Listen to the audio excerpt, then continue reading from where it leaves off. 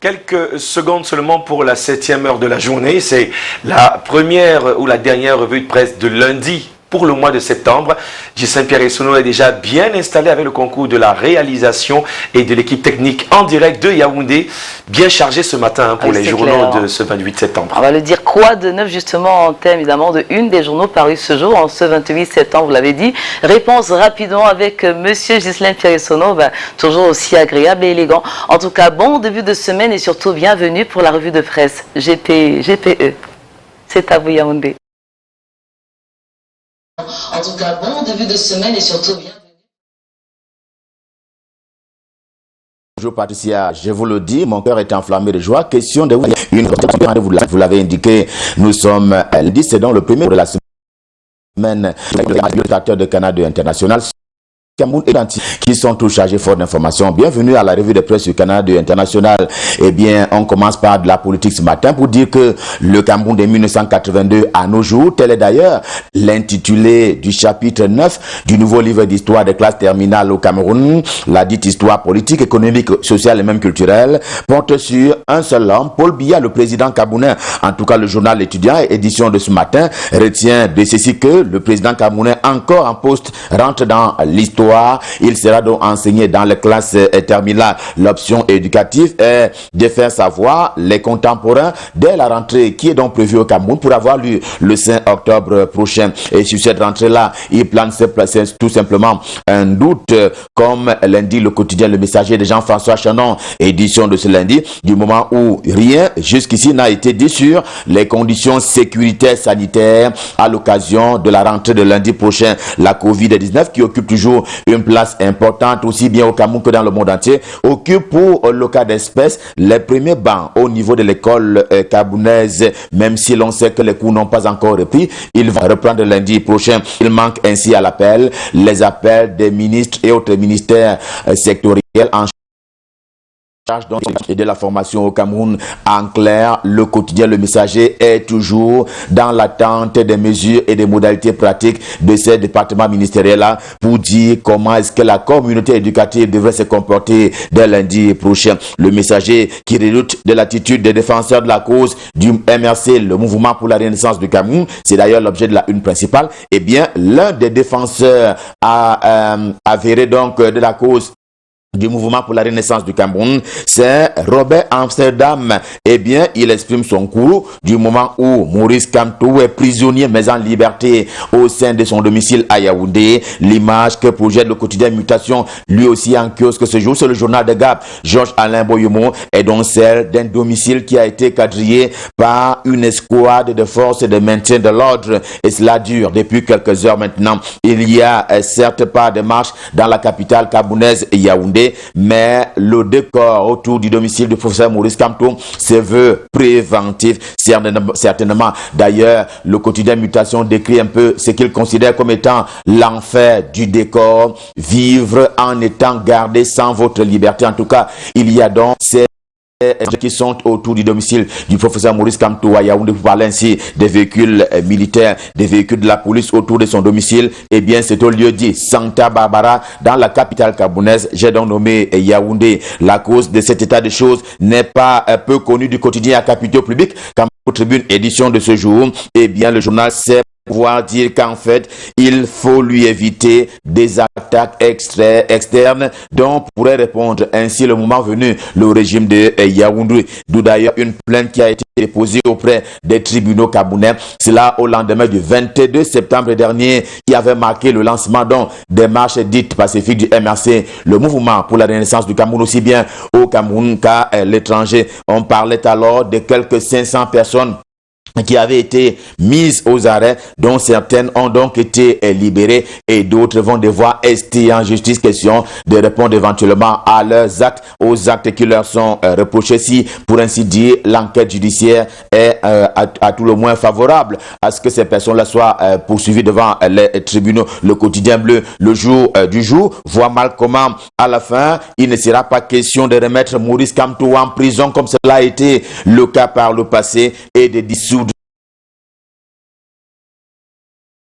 éventuellement, si les lois de la République existent, alors il faut les appliquer pour la circonstance. Sauf que dans la vie, il n'y a pas que des lois, il y a le contexte aussi, averti finalement le quotidien bleu, le journal d'Aman Mana, édition de ce lundi. Défi actuel également en kiosque se veut totalement favorable à la dissolution du mouvement pour la renaissance du Cameroun, le parti dont le professeur Maurice Kamto est leader national.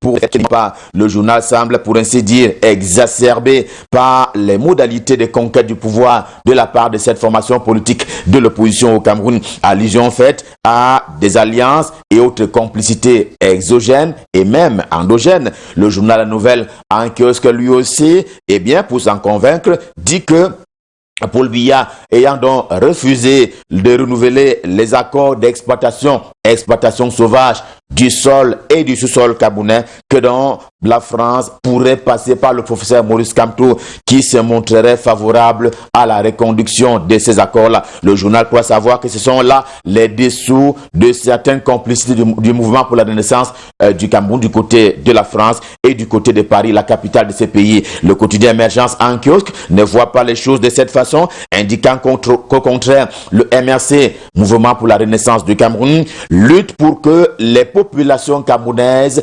s'assagissent d'un pouvoir à la longévité établie, mais aux effets dévastateurs sur les aspirations d'alternance politique au Cameroun et donc de renouvellement des personnels politiques. Il y a surtout la question des droits de l'homme, eh bien, droits politiques s'entendent et pour lesquels, curieusement, décrit ainsi le journal, le barreau camerounais semble jusqu'ici muet, il ne s'est pas encore prononcé. Dès lors qu'il avait promis l'enfer au gouvernement de la République et au chef de l'État Paul Biya, eh bien, le dit gouvernement lui promet à son tour le pire. Eh bien, le pire au professeur Maurice Kamto, en tout cas, dans sa livraison du jour, le journal L'Avenir estime que on va donc remettre à César ce qui est à César. En tout cas, on va lui retourner la machine, la politesse à lui, Maurice Kamto. La République s'en va faire usage de tous les moyens à la fois légaux et légitimes pour que force reste ainsi à la loi du moment où le MRC avait promis, bien entendu, le pire au gouvernement ainsi que à son chef, le chef de l'État Paul Biya. Eh bien, c'est donc la chandelle qui lui est retournée, d'où donc la une principale du journal L'Avenir, édition de ce jour. C'est ce qui fait que le journal peut se féliciter également de la maturité des Camerounais. Quant à prospective nouvelle également en kiosque ce jour, l'heure est simplement à l'apaisement. Apaisement dans les milieux de l'art musical au Cameroun. Exit Amatoutou Mouna qui avait fait de Dédié Yango un étranger américain. Place à Pierre Ismaël Bidungpat qui est lui favorable à la réconciliation dans les actes et dans le cœur entre artistes et musiciens. C'est d'ailleurs le cas de le signaler avec Dédié Yango et San Fantoma qui se sont embrassés en vrai. Des violents accords, que dis-je, des violons qui ont été accordés dans le sens de cette assemblée générale qui est donc annoncée pour se tenir au Cameroun le 24 octobre prochain. Ce pourrait être l'occasion définitive de fumer le calumet de la paix entre les milieux des artistes camerounais. Question de sauver une seule chose, les droits d'auteur, les droits de l'art musical au Cameroun. L'œil du Sahel nous replonge en politique. On reparle enfin d'Adoum Garoua, le gentilhomme qui fut ministre des sports et de l'éducation physique et depuis sa sortie du gouvernement, plus un seul mot en provenance de ce digne fils du Nord. Il sort le grand jeu en étant présenté par le journal L'Œil du Sahel comme étant parmi les candidats à la présidence régionale dans la région de l'extrême nord. Apprend-on ainsi de L'Œil du Sahel, le journal de Guiba et Gatama. Le soir reste dans le Grand Nord avec des batailles qui font rage au sein de l'UNDP, l'Union nationale pour la démocratie et le progrès. La bataille, c'est entre le père Belobou Megari, fondateur de cette formation politique, et son fils Yandal, dont on sait qu'il est maire de Touboro. Cela participe et repose sur la question de la participation ou non de cette formation politique s'agissant des consultations électorales qui ont lieu le 6 décembre prochain. Pour parler ainsi des régionales, le quotidien L'Épervier de Feu Noudjo est également en kiosque ce lundi et il a porté son choix sur un autre fils digne fils originaire du Septentrion. Mounouna Futsu, pour ne pas le nommer, c'est le ministre de la Jeunesse et de l'Éducation civique qui clôturait l'opération Vacances citoyennes et patriotiques et lançait une autre, les rentrées similaires, mais non sans inviter les jeunes et la jeunesse camerounaise à une meilleure lutte contre la Covid-19. Une façon de leur dire de continuer et même de booster la croisade contre la pandémie. Intégration, c'est le journal de Thierry Ndoroguna. Il élargit l'assiette de cette riposte contre la Covid-19, mais avec regret du moment où les 6 États de la sous-région Afrique centrale, bout de la CEMAC, la communauté économique et monétaire des États de l'Afrique centrale, de N'Djamena à Yaoundé, de Bangui à Libreville et de Malabo à Brazzaville, pas un seul sou n'a été déboursé pour le financement de la commission de la CEMAC. Eh bien, cela fait regretter un peu Intégration édition de ce jour, car en l'état actuel des choses, tout est au rouge au niveau de la commission CEMAC qui menace et qui ploie sous le joug d'un certain nombre d'obligations auxquelles elle n'arrive pas à faire face. Logiquement, beaucoup d'ombres couvrent donc le fonctionnement des institutions. Tenons-nous à la une principale du journal Le Financier d'Afrique, lui aussi traitant des questions d'intégration sous-régionale. Eh bien, les leviers d'action, c'est fatigue, la pandémie du siècle, la Covid-19 n'aidant pas d'ailleurs, on est bien obligé de constater que les produits de base ne sont pas résilients dans la sous-région Afrique centrale, la CEMAC, même si Meyome Salah Hebdo en kiosque ce jour veut en exclure le Cameroun, le pays de Paul Biya, qui lui penche de plus en plus vers l'option en termes de modalités de gouvernance, à savoir la décentralisation qui devrait être parachevée au plan institutionnel au Cameroun au 6 décembre prochain, avec notamment les élections régionales. Eh bien, son inspirateur, c'est bien entendu Paul Biya, pour parler de cette modalité de gouvernance, pour parler de la décentralisation, c'est-à-dire Paul Biya, et cela se vérifie d'ailleurs à travers lois et textes qui ont été rendus publics, et il en existe une dizaine au total, pour parler de l'arsenal juridique qui va accompagner la mise en place totale, complète et même définitive de la décentralisation au Cameroun. L'estafette en kiosque ce jour parle également législation, mais surtout hégémonie américaine, vu sous le prisme de la norme internationale, en tout cas la norme américaine qui est destinée à l'extérieur, est quelque peu asservissante si l'on s'en tient aux écrits du journal L'Estafette. Le cas du Zimbabwe, un pays africain, interpelle la conscience collective. Des sanctions, des grés ou des forces souvent administrées par les États-Unis d'Amérique, question de mieux contrôler les flux financiers dans le monde entier. Cela c'est évident, mais personne n'en parle, à part le dossier qui est proposé ce matin par l'Estafette en kiosque de Guardian Post, quotidien camerounais d'expression anglaise au siège imposant, lui traite de la marginalisation endogène, pour parler ainsi du fonctionnement des institutions au Cameroun, à peine mise en selle que l'école nationale d'administration locale, dont on sait qu'elle est située, elle est basée à Buea, la capitale de la région du sud-ouest camerounais. Elle donne déjà matière à revendication. Le journal la compare à l'ENAM, l'école nationale d'administration et de magistrature, dont on sait qu'elle est basée à Yaoundé, mais on lui a conféré la moitié du budget de celle-ci, pour dire que l'école d'administration locale bénéficie d'un budget de moitié. En tout cas, c'est un volume de moitié par rapport à l'ENAM, et c'est déjà une tare aux yeux du journal de Guardian Post, édition de ce jour. On va terminer par Sans détour de Nestor Ndiatou ce lundi, qui convoque ainsi les espoirs et les enjeux de la prochaine Assemblée générale de la SIC. La SIC étant la Société immobilière du Cameroun. Il y a une longue période pendant laquelle l'entreprise faisait parler d'elle en mal. Elle devrait aboutir, cette assemblée générale-là, à l'augmentation du capital social qui passerait de 1 seul milliard de francs CFA à 75. Tenez bien le chiffre. Revue de presse Made in Cameroun, édition de ce lundi. Premier rendez-vous de la semaine, Stop Fin, le cœur enflammé de joie. Évidemment, nous vous avons servi. On prend rendez-vous pour demain quand il sera 7 heures. Je vous invite à repartir à cœur joie du côté de ceux que vous aimez et ceux que nous aimons. Aimé et Patricia qui sont installés à Douala pour la suite et la fin de Canal Matin. On leur repasse le pouvoir. C'est à vous Aimé, c'est à vous Patricia, c'est à vous Douala.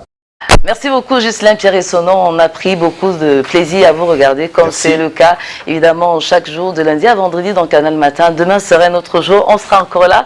De même que nos millions de téléspectateurs, on vous souhaite une journée des plus enchanteresses, en tout cas. Alors, en tout cas, très belle journée. Bien des choses à vous. Hein. Je ne sais pas si vous connaissez des... Venceslas. Venceslas, Oui. c'est le saint patron du jour, assez rare comme prénom. Mais si vous en connaissez, Ghislain Pierre-Essonneau, dites-leur, hein, souhaitez-leur une bonne fête ce matin. Venceslas, 28 septembre. Absolument, c'est un nom, un prénom d'origine slave.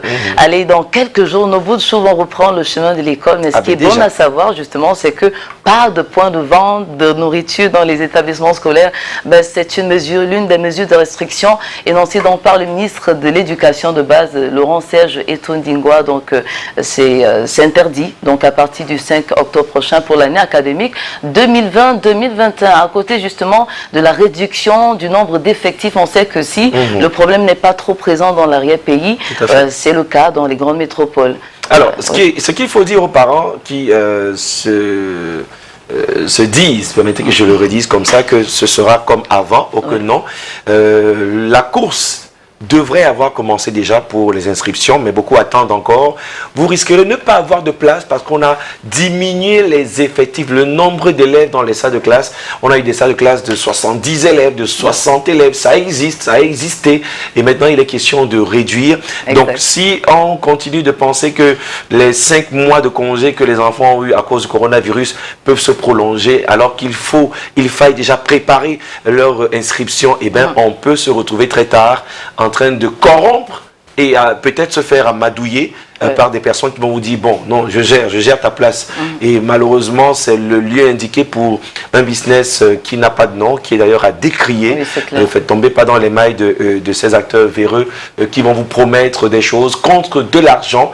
Il y en a qui ont déjà digitalisé le service de paie des inscriptions dans beaucoup d'établissements. Donc, n'attendez pas. Vous me direz que où est l'argent pour inscrire les enfants? Eh bien, je vous demanderai, depuis tout ce temps, vous ne savez pas que la rentrée arrive?